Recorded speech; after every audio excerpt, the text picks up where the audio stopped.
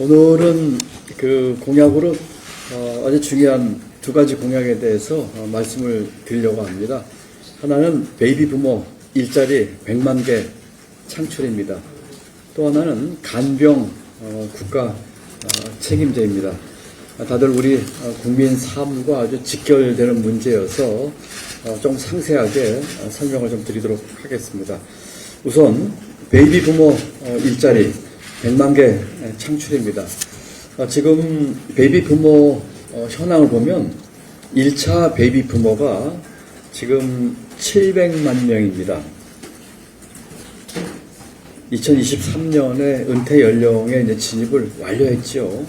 또 2차 베이비 부모 64년생부터 74년생까지 954만 명이나 됩니다. 앞으로 10년에 걸쳐서 그 은퇴 연령 진입 예정에 있어서 이 1차, 2차 베이비 부모를 다 합치면 1650만 명이라는 아주 어마어마한 숫자의 베이비 부모 문제가 우리 사회적 문제로 대두될 것입니다. 문제점들 간단히 요약하면 크게 세 가지입니다. 첫째는 개인의 이제 경제적 어려움입니다. 지금 퇴직 평균 연령이 51.8세입니다. 그리고 재취업까지 13.8개월이 소요되고 임금은 퇴직 전에 70% 수준을 재취업이 된다고 하더라도 퇴직 전 70% 수준을 받는다고 합니다. 이상은 통계청 통계입니다. 또 퇴직 후에 재취업이 힘들어서 자영업에 많이들 진입하시는데 3년 내 폐업률이 40%에 해당합니다. 중기 중앙의 통계입니다. 두 번째는 열악한 재취업 지원 서비스입니다. 우리 고령자 고용촉진법 제21조 3항에는 사측에 재취업 지원 노력 의무를 부과하고 있지만 실제로 이 재취업 지원 의무 대상 기업 참여율은 59.8%에 이 밖에 달하지 않고 있고 대상 근로자 참여율은 그보다 더 낮게 29.6%에 불과합니다. 결론적으로 의무 대상 기업 중 10개 중에 6개, 근로자는 10명 중에 3명만이 이 재취업 지원 서비스의 지원을 받고 있다고 보시면 되겠습니다. 국가 차원의 경제적 손실이 세 번째입니다. 1차 베이비 부모 은퇴기 2015년부터 2023년 기간에 경제 성장률 0.33%포인트 하락된 것으로 추정하고 있고 2차 베이비 부모 은퇴기인 2024년부터 2034년까지 경제 성장률 0.38%포인트 하락이 추정되고 있습니다. 이 추정치는 한국은행 추정치입니다.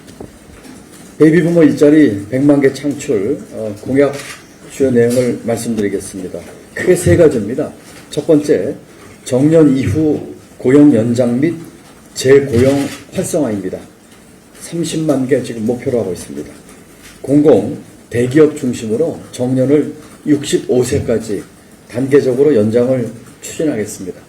중소기업의 고령자 재고용 시는 세제 혜택 등 인센티브를 부여하겠습니다. 급여는 숙련도와 경험을 고려해서 직무 중심 임금 체제로 개편하겠습니다. 두 번째는 경기도형 라이트 잡 도입입니다. 50만 개 목표로 하고 있습니다. 베이비 부모 고용 시 사회보험 및 퇴직금 보조로 월 40만 원 지급을 하는 것입니다. 주 3일 이상 근로하고 월 150만 원 이상 급여 조건으로 고용할 경우에 해당됩니다. 또한 중소기업 연계형 일자리 플랫폼을 구축해서 지역 중소기업 인력 부족 해소도 기여를 하도록 하겠습니다. 마지막으로 세 번째입니다. 창업 프리랜서 지원입니다. 20만 개입니다.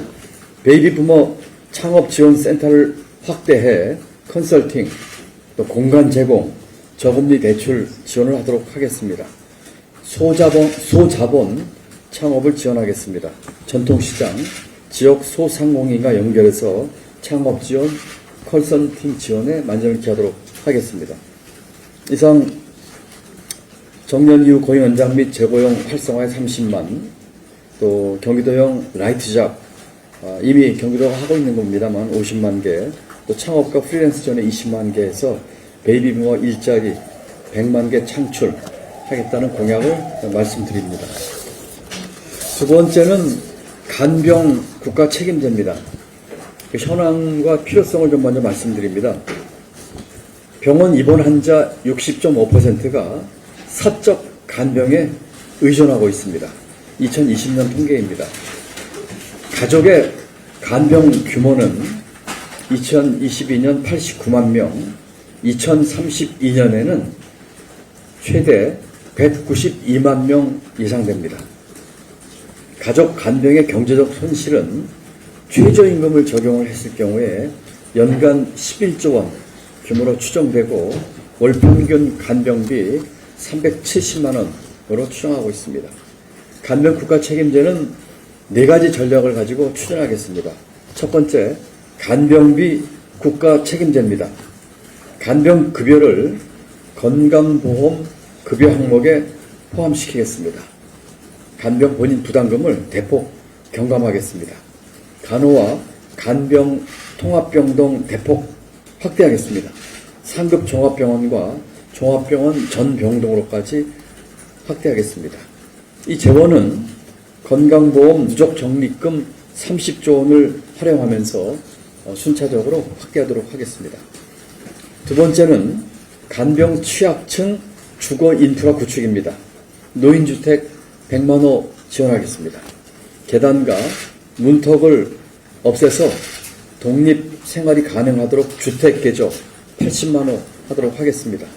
또 반값 공동 간병 지원주택 20만 호. 여기에는 간병인이 24시간 상주해서 돌봄 서비스를 할 수 있도록 이런 주거 인프라를 구축하겠습니다. 세 번째는 365일 24시간 간병 시스템 구축입니다. 2028년까지 주야간 보호시설 1000개소를 확충하겠습니다. 노인 장기 요양 수급자 단기 보호 이용 일수 현행 9일을 20일로 확대하겠습니다. 24시간 응급 의료 핫라인 및 AI 기반 스마트 간병 시스템을 구축하겠습니다. 마지막으로 네 번째입니다. 간병 일자리의 질을 향상하겠습니다. 간병 돌봄 종사자 임금과 처우 개선하도록 하겠습니다. 현재는 월 평균 120만 원 받고 있고 이 중에 66% 전체 종사자의 66%는 비정규직입니다. 돌봄 종사자 양성 및 관리를 국가가 주도적으로 해서 체제를 잘 갖추도록 하겠습니다. 이와 같은 간병 국가 책임제로 예상되는 기대 효과는 환자에게는 질 높은 간병 서비스를 통한 안전적 회복 보장을 하고 가족분들에게는 간병 부담 경감으로 경제활동 및 일상생활 회복을 지원하도록 하겠습니다. 사회 전체적으로는 돌봄 일자리 창출, 또 의료비 효율화를 통한 사회적 비용 절감을 하도록 최대한 노력을 하겠습니다. 조금 내용이 좀 여러 가지 현황과 필요성 또 현황 이런 내용이 필요해서 조금 상세하게 설명을 드렸습니다. 이상 제 TMI 브리핑은 마치겠습니다. 감사합니다. 누구에게나 닥칠 수 있는 그런 간병에 대한 부담을 경감하기 위한 그 간병국가 책임제와 그리고 또 곧 다가올 베이비 부모들의 밑에 연령에 다가올 청년에 대한 일자리 창출 방안까지 정책 브리핑을 마쳤습니다. 기자님들 질문 있으시면 질의응답 주십시오.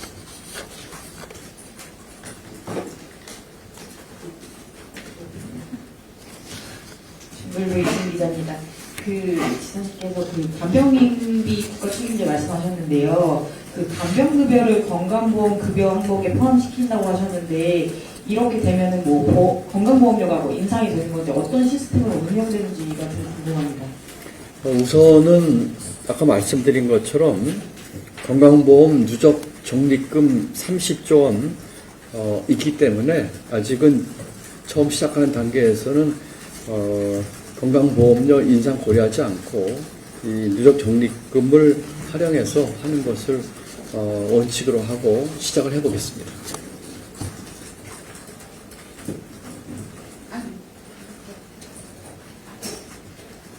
등잔 빛이 어둡네요. 그 이투데이의 김은재라고 합니다. 그 청년들의 애고사항이기도 한데요. 이 직장에서 높은 연차의 분들이 퇴직이 늦어지거나 아니면 같은 자리에 다시 재고용될 경우에 이 청년들의 취업 기회가 그만큼 줄어들 거란 우려가 실제로 있었거든요. 이거 관련해서는 좀 어떻게 보시는지 궁금합니다. 예, 그 아주 좋은 질문이시라고 생각을 하고요. 이 일자리를 제로섬으로 해서 정해진 일자리를 이 어르신과 청년들이 나눠간다는 개념을 벗어나는 그런 경제 운영을 하고 싶습니다. 일자리 총량을 늘리고 싶습니다. 그래서 어르신들 지금 60세 또는 뭐 아까 52세면은 52세, 53세가 퇴직 연령인데 아시는 것처럼 옛날로 얘기하면 뭐 거의 40대 수준의 체력과 여러 가지 그동안의 경험, 또 지식 수준, 또 그동안 일하면서 쌓으신 노하우들 정말 우리 사회를 위해서 활용해야 한다고 생각합니다. 1차적으로는 일자리 파이를 늘리는, 그렇게 하기 위해서는 경제 활성화, 또 일자리 수 늘려서 청년은 청년대로, 어르신은 어르신대로 일자리 늘어나는 일을 거시적으로 하겠다는 말씀을 드립니다.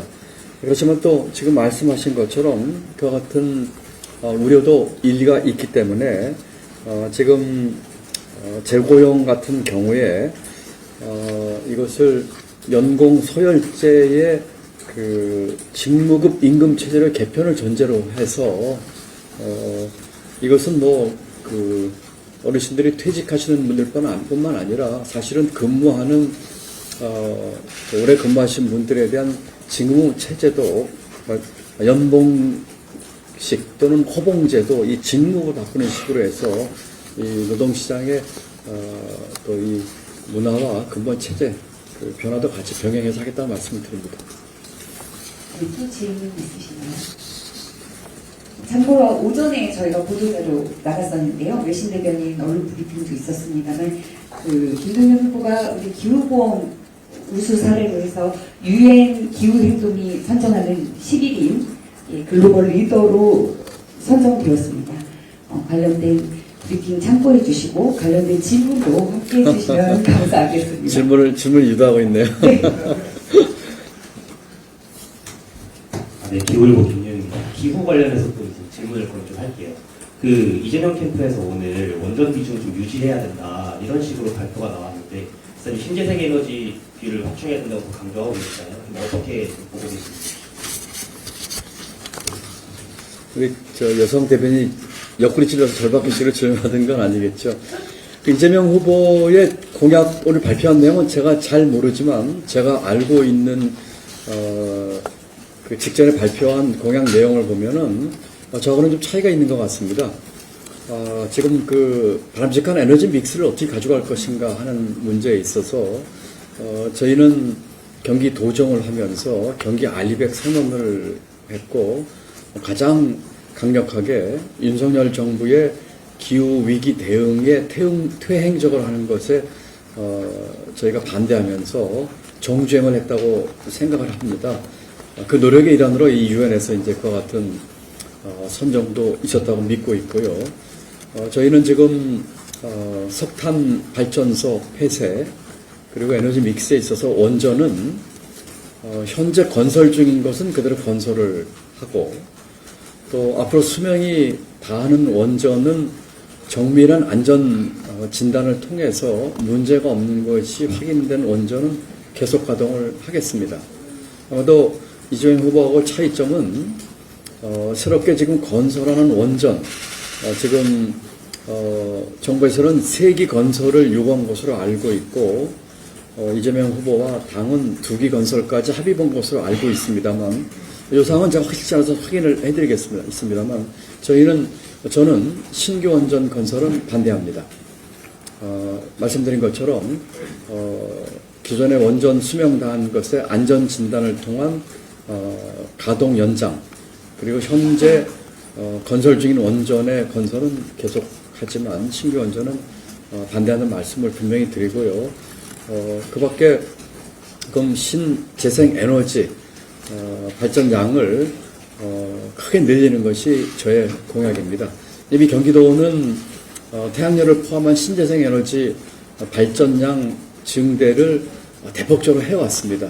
그동안 제가 지사 취임한 뒤에 늘어난 발전한 태양열 발전 에너지만 하더라도 원전 한 기에 달하는 신재생 에너지를 지금 생산을 했습니다. 대한민국이 태양열 에너지 발전량 전체 줄어들었는데 경기도가 유일하게 대폭 늘었습니다. 그렇기 때문에 에너지 믹스에 있어서 이과 같은 원전은 현재 있는 것을 잘 관리하면서 신규 원전은 만들지 않고 거기에 해당되는 대체 또는 그 이상으로 신재생 에너지를 발전량을 늘리겠다는 것이 저의 공약임을 말씀드립니다. 네, 추가 질문 이제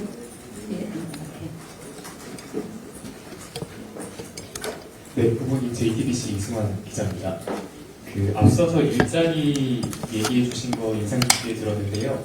일단은 좀 다양한 일자리가 필요할 것 같은데, 왜냐하면 지금은 어르신들 같은 경우는 좀 단순한 노동을 하는 일자리에 좀 내몰리고 있는 상황인데, 다양한 일자리를 어떻게 구축할지 일단은 궁금하고요.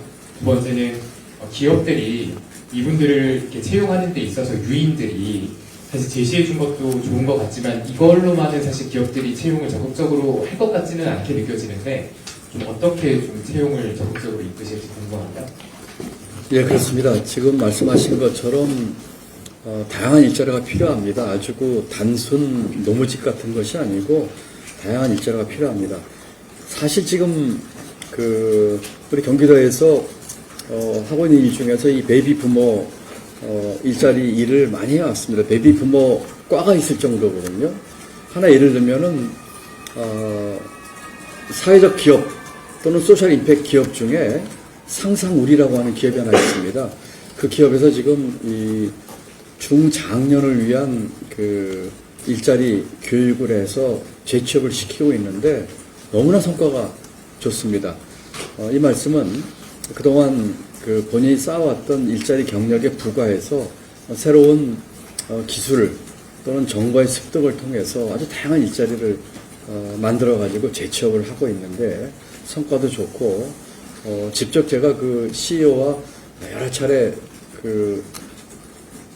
경기지사 되기 전에도 소셜 임팩트 포럼을 통해서 직접 경험을 한 바도 있기 때문에 이와 같은 것들을 전국적으로 확대를 했으면 좋겠습니다. 그리고 국가경제 전체적으로 보면은 엊그제 제가 여성정치연구소에서 주관한 여성 문제에 대한 세미나에도 참석했습니다만 국가 전체적으로 보면은 앞으로 대한민국 경제는 여성 인력을 어떻게 효율적으로 활용할 수 있을 것인가, 그리고 이 중장년 또는 어르신 일자리 문제를 어떻게 활발하고 다양하게 만들 것인가, 우리 경제에 어떻게 역동성을 이런 분들이 참여를 해서 만들 것인가에 달려있다고 해도 과언이 아닙니다. 이와 같은 것들에 새로운 장을 열도록 하겠습니다.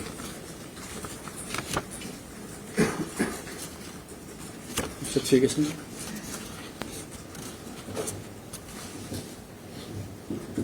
신규 원전 건설에는 반대한다고 말씀을 주셔서 사실 올해 2월 달에 3자부의 11차 정기본이 국회를 통과를 했거든요. 정확히는 상임위 보고가 이뤄진 건데 그 안에 신규 원전 2기를 추가로 건설하는 내용이 담겼고요. 이제 그거를 바탕으로 3자부가 정확히 이제 앞으로 어떻게 에너지 믹스를 해나갈 것인가 계획을 짜고 실행에 옮길 예정인데, 그럼 대통령이 되신다면 이 같은 정기본을 백지화하겠다는 것으로 받아들이면 되는 건지 궁금합니다. 예, 애초에 아마 제 기억이 맞다면 3기를 하겠다고 하는 것이 국회에서 그 상위 차원에서 또 민주당도 어쨌든 함께해서 2기 건설을 하는 것을 한 것 같습니다. 제가 대통령이 되면 탈원전이란 말은 쓰지 않겠습니다. 과거에 문재인 정부 때 탈원전이란 말을 썼지만 사실은 네이밍이 잘못된 말이라고 생각을 합니다. 기후위기 시대에 바람직한 에너지 믹스 정책이라고 했으면 좋았을 걸 탈원전이라고 하니까 마치 하루아침에 이 원전을 사용하지 않는 이런 식의 이제 프레임이 씌워져서 잘못된 방향을 비판을 받았던 것으로 생각을 합니다. 제가 대통령이 되면 신규 원전 발전소 건립은 전면 재검토하겠습니다. 대신에 그 이상의 발전량에 해당하는 신재생 에너지 생산, 늘리는 방안을 만들어서 기후위기 대응은 물론 기후 테크 산업 발전에도 적극 추진을 하겠습니다.